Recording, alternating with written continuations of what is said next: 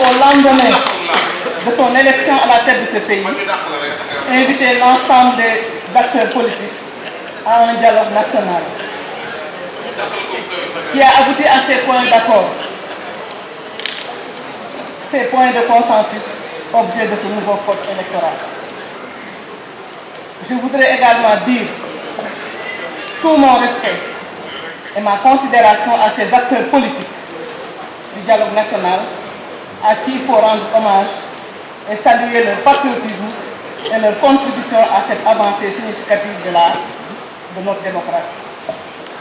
Monsieur le ministre de l'Intérieur, je voudrais vous féliciter et vous encourager et associer à ces félicitations l'ensemble de vos collaborateurs dont l'expertise sur la matière électorale est avérée et saluée à travers l'Afrique et le monde entier.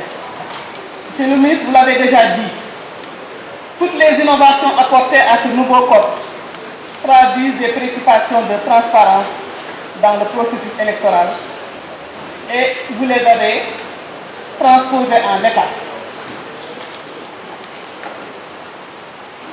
Monsieur le ministre, je voudrais dire que l'adoption de nos nouveau code électoral est toujours un moment fort de l'affirmation de notre démocratie. Et je trouve dommage que certains de nos collègues choisissent ce moment tant important pour notre population, pour notre pays, pour nous distraire et abuser le peuple, avec des dispositions des articles L29 et L30 qui n'ont pas évolué depuis 1992, donc non concernés par ces points de consensus. Et c'est l'occasion que je voudrais saisir pour rappeler qu'une loi est impersonnelle et à caractère général. Je veux rappeler quelques innovations qui traduisent cette avancée majeure de notre démocratie, à savoir, entre autres, le renforcement des pouvoirs de la Sénat en termes de suivi des cartes, mais également de protection. L'élection des maires de communes, de villes et de présidents de conseil départemental au suffrage universel direct, qui est également un consensus.